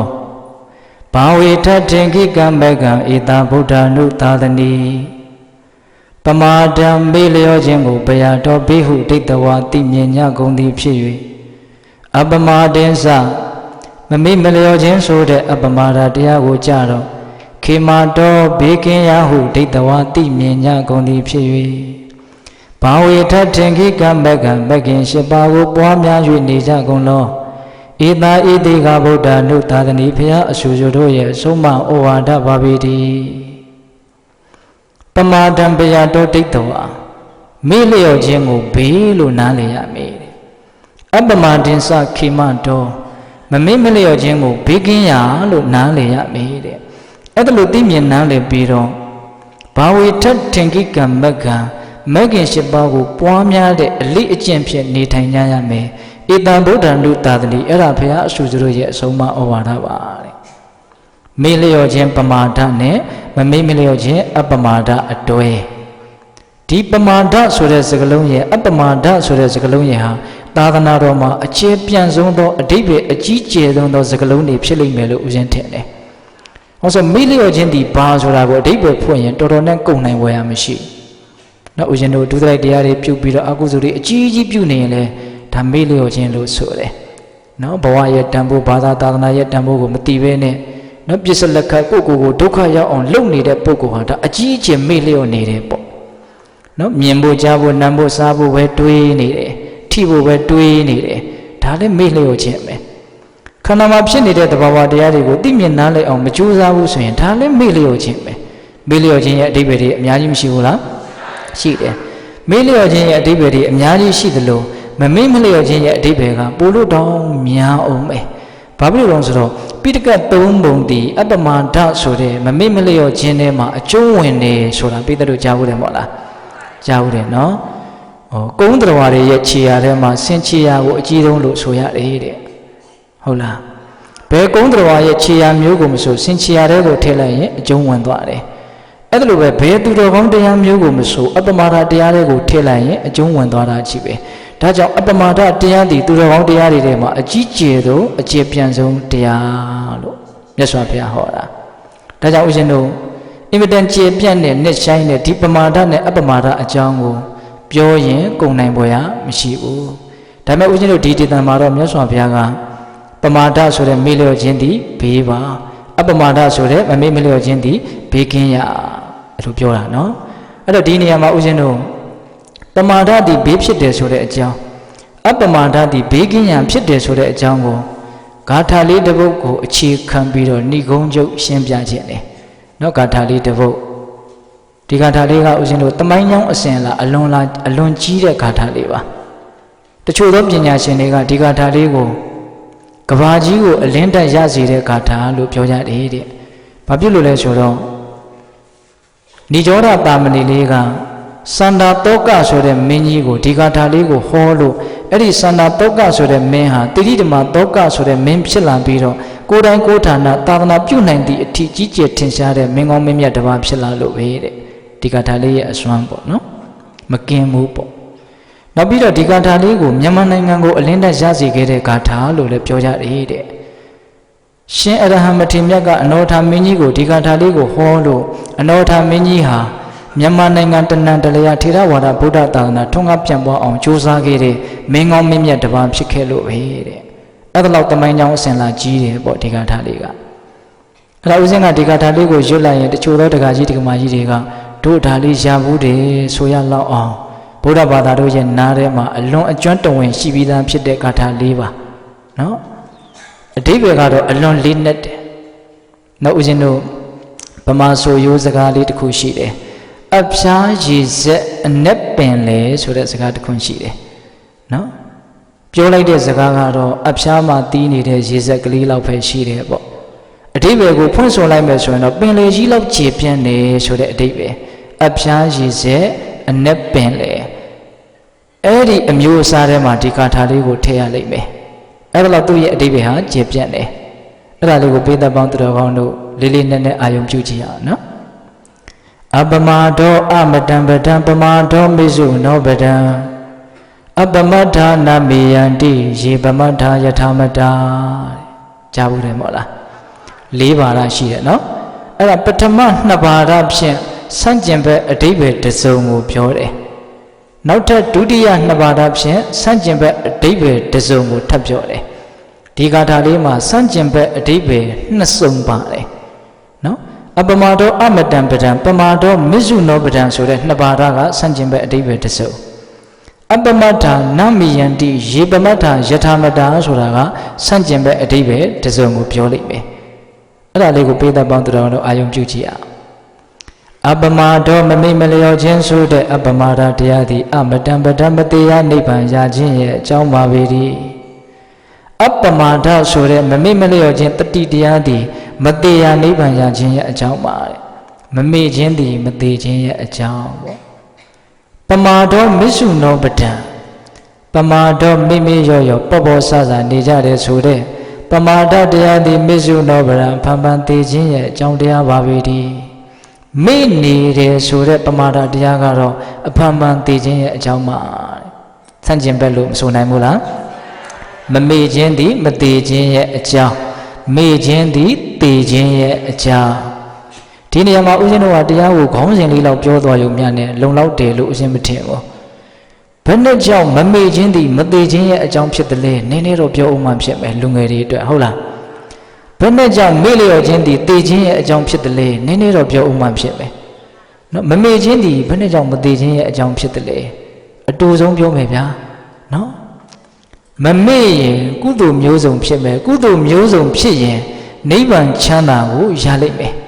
နိဗ္ဗာန်ချမ်းသာကိုရလို့ရှိရင်အနည်းဆုံးတောတပတ္တိမဉ္ဇဉ်ပူဉ္ဇဉ်နဲ့နိဗ္ဗာန်ချမ်းသာကိုမျက်မှောက်ပြုနိုင်ရင်ကိုပဲဒီပုဂ္ဂိုလ်သည်ကာမဘုံမှာ9ဘဝအလွန်ဆုံးနေပြီးရင်နောက်ထပ်သေစရာအကြောင်းမရှိတော့ဘူးအရတ္တပညာအရတ္တပူဉ္ဇဉ်ရသည့်အထိအပမာဒတရားဖြင့်ကုသိုလ်တရားတွေကိုပြည့်စုံစေနိုင်မယ်ဆိုရင်တော့ဒီပုဂ္ဂိုလ်သည်ဒီဘဝသုတိရဲ့ချမ်းသာမှာနောက်ထပ်သေစရာအကြောင်းမရှိတော့ဘူးမမေ့မလျော်မှုအပမာဒအာကြီးမှ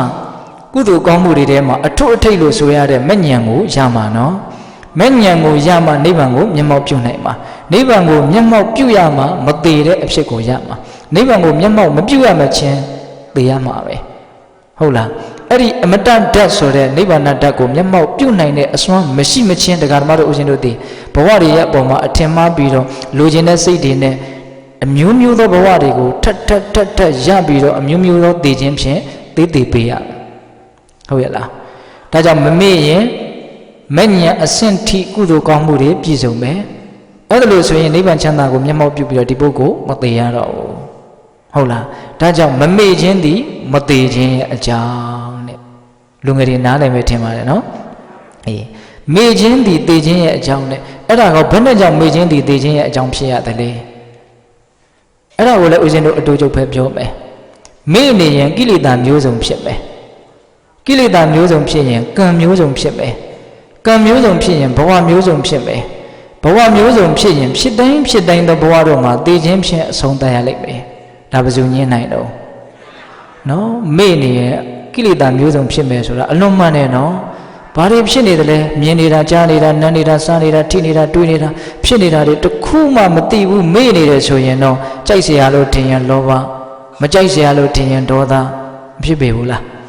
အေးမေ့နေရင်ကိလေသာမျိုးစုံဖြစ်မယ်ကိလေသာမျိုးစုံဖြစ်ရင်ထိုကိလေသာနဲ့လေျော်တဲ့ကံတွေမဖြစ်ပေဘူးလားကံဖြစ်မယ်နော်ကာယကံဝစီကံမနောကံပြောမယ်ပြုမယ်တွေးမယ်ပေါ့ကံတွေဖြစ်ပြီဆိုတော့ဝိပါကခန္ဓာအကျိုးဝိဘက်ခန္ဓာတွေဆိုတာမရပေဘူးလားရမယ်ဘဝဆိုတာရပြီဆိုရင်တော့ဘဝရခြင်းတည်တည်ခြင်းကိုရခြင်းပဲလို့မဆိုနိုင်ဘူးလားဘဝရတာဟာတည်ခြင်းကိုရတာဒါပေမဲ့ခက်တာကဒကာတော်တို့ဦးဇင်းတို့ကအဲ့လိုသိမစင်စားဘူးတည်ရမှာကိုတော့အသေးအတန်ကြောက်တယ်ဒါပေမဲ့ဘဝကိုကြတော့ကြောက်ရကောင်းမှမသိဘူးတည်ခြင်းကိုတော့အလွန်ဆက်ဆုပ်တယ်ဘဝကိုတော့အလွန်မြတ်နိုးတယ်ဘဝကိုအလွန်မြတ်နိုးနေတဲ့မြတ်ကလပ်ပတ်လုံးအလွန်ဆက်ဆုပ်လှပါလေဆိုတော့တည်ခြင်းတရားနဲ့ဘယ်တော့မှမကင်းနိုင်ဘူးဘဝကိုမကြောက်သမျှကလပ်ပတ်လုံးကိုအလွန်ကြောက်ပါတယ်ဆိုတော့တည်ခြင်းတရားကတော့တွေ့နေမှာပဲဟုတ်ရဲ့လားအသေးကိုကြောက်တယ်ဆိုရင်ဘဝကိုကြောက်ဖို့လိုတယ်ဘဝမဖြစ်ကြောင်းလုပ်ဖို့လိုတယ်ဘဝဖြစ်ကြောင်းကိုမလုပ်ဖို့လိုတယ်ဘဝကဘာကြောင့်ဖြစ်နေတာတော့နော်အတူတူပြောရင်ဘဝကတဏှာရှိရင်တော့ဘဝကတော့ရှိမှာပေါ့ဟုတ်လားဒီမှာတော့ဥစဉ်ကနည်းနည်းလေးအခြေချဲပြောတယ်မေ့နေရင်ကိလေသာဖြစ်မယ်ကိလေသာဖြစ်ရင်ကံဖြစ်မယ်ကံဖြစ်ရင်ဘဝဖြစ်မယ်ဘဝဖြစ်ရင်တည်ခြင်းကိုရတော့တာပဲမဆိုနိုင်ဘူးလား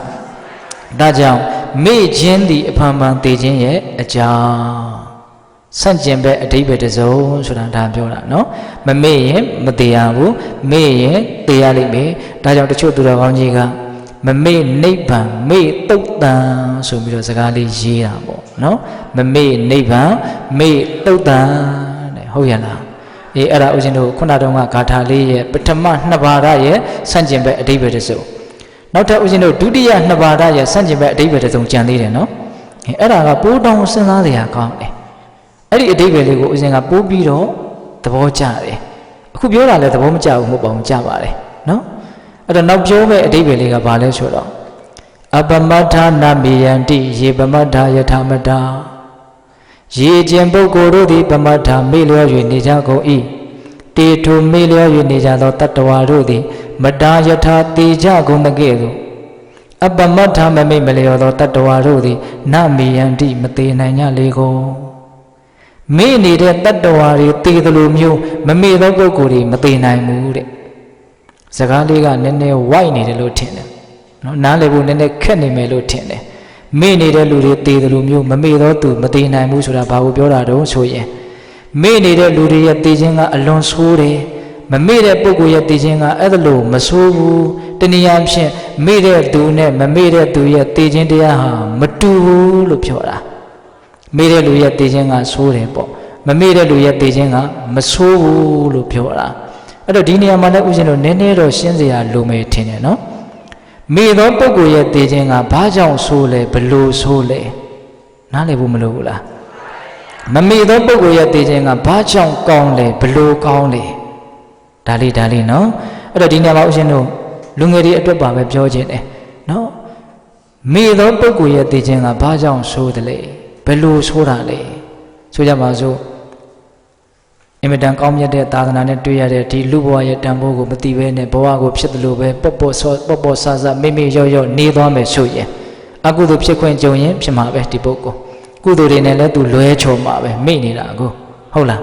အဲ့လိုအကုသိုလ်တွေကိုလည်းပြုခွင့်ကြုံရင်ပြုတယ်ကုသိုလ်တရားတွေကလည်းလွဲနေတယ်ဆိုရင်ဒီကနေ့ရောက်ရင်တော့အဲ့ဒါနောင်တရတော့မှာပဲ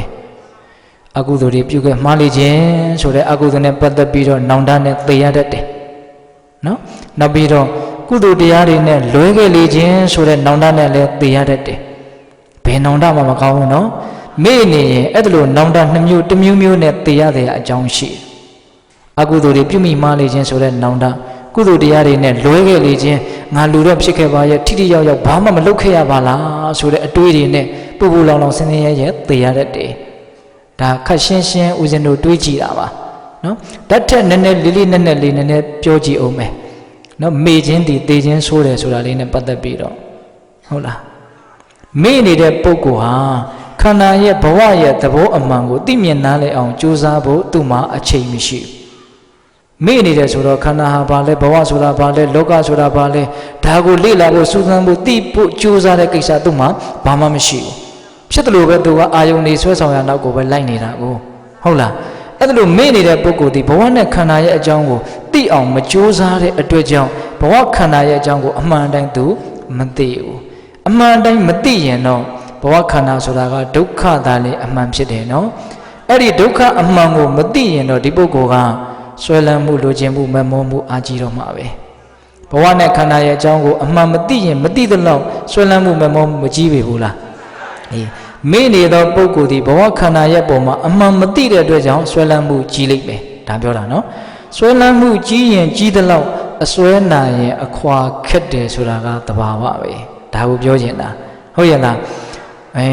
အစွဲကြီးအောင်လုပ်နေခြင်းသည်ကိုယ့်ကိုယ်ကိုဒုက္ခရောက်အောင်ကြိုတင်ပြီးတော့ပြင်ဆင်နေခြင်းပါပဲဘယ်သူကမှဒုက္ခပေးတာမဟုတ်ဘူးနော်ကိုယ့်အစွဲနဲ့ကိုယ်ဒုက္ခရောက်ကြတာဟုတ်တယ်မဟုတ်လားနော်ဒုက္ခဆိုတာမစွန့်နိုင်လို့မခွာနိုင်လို့ဒုက္ခဖြစ်ကြရတာနော်ဘာကြောင့်မစွန့်နိုင်မခွာနိုင်တာလဲမစွန့်ခြင်းလို့မခွာခြင်းလို့ဘာကြောင့်မစွန့်ခြင်းမခွာခြင်းတာလဲကောင်းတယ်လို့ထင်လို့ဘာကြောင့်ကောင်းတယ်လို့ထင်တာလဲအမှန်သိအောင်မလုပ်တော့အမှားသိနေတယ်ပေါ့ကောင်းတယ်လို့ထင်နေတယ်သဘောပေါက်ရလားဗျာအေးဒါကြောင့်ပိဿပေါင်းသူတော်ကောင်းတို့မေသောပုဂ္ဂိုလ်ဒီဘဝရဲ့ပုံမှာအမှန်မသိဘဲနဲ့အစွဲနာပြီးတော့အခွာခက်တတ်တယ်ဆိုတာကိုလည်းနားလည်ရမယ်ဒါကြောင့်မေ့တဲ့ပုဂ္ဂိုလ်ရဲ့တည်ခြင်းဒီ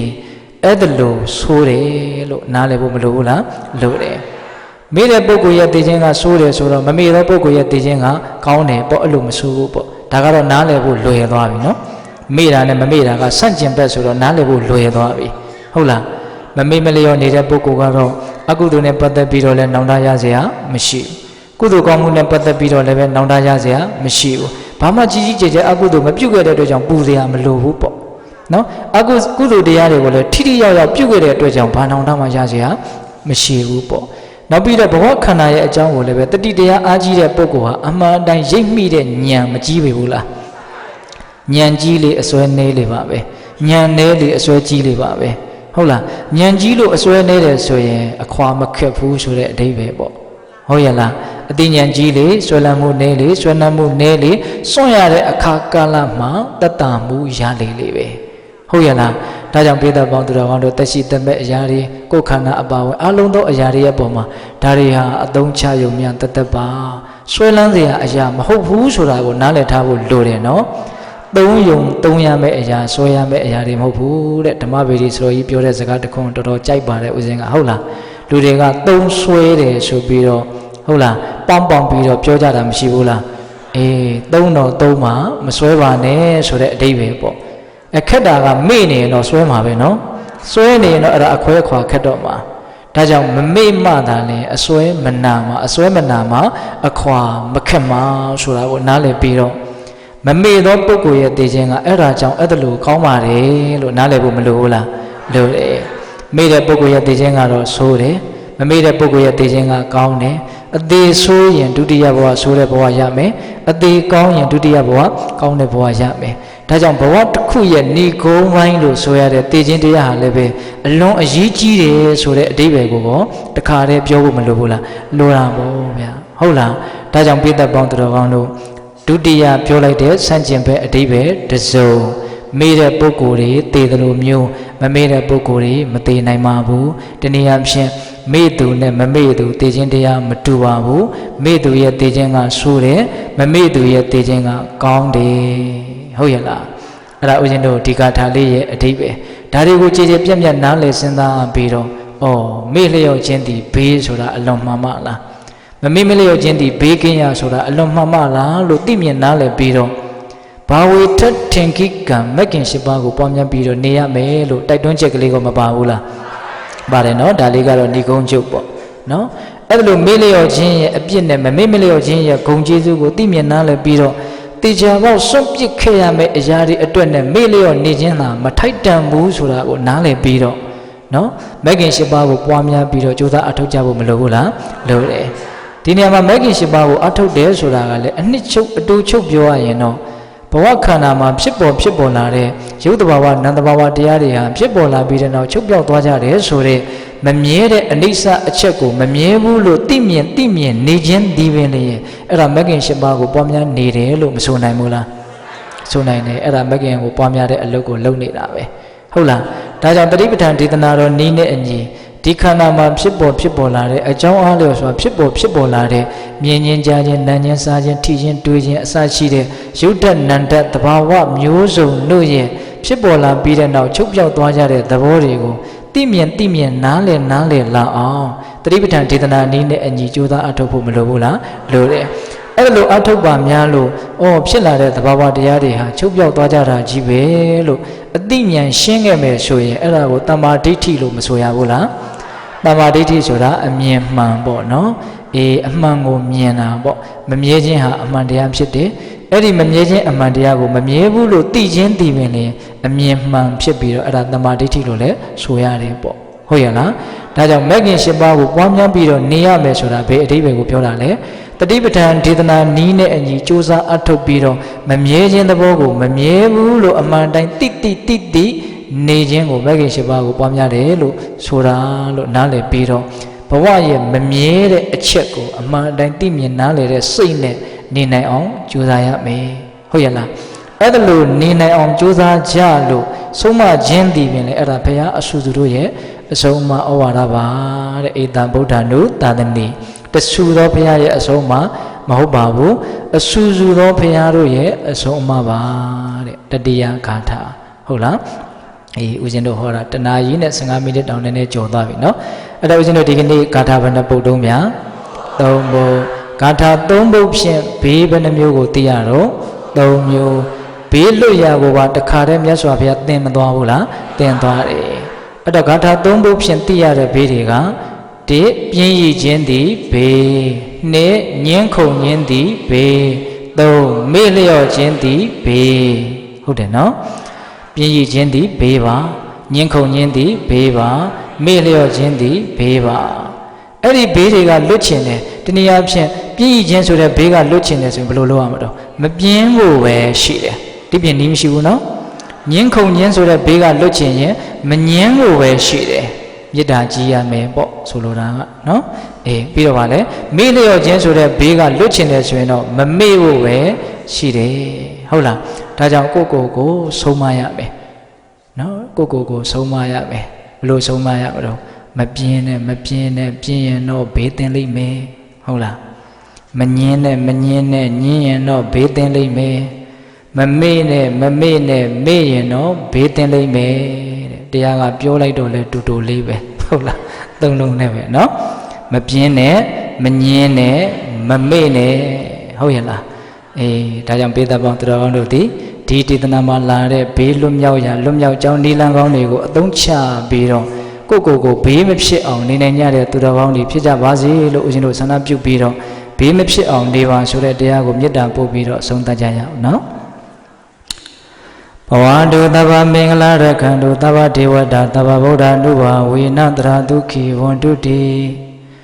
ဘဝတုသဗ္ဗမင်္ဂလာရခန္တုသဗ္ဗဒေဝတာသဗ္ဗဓမ္မာ ानु ဘာဝေနတရာဒုက္ခိဝန္တုတိ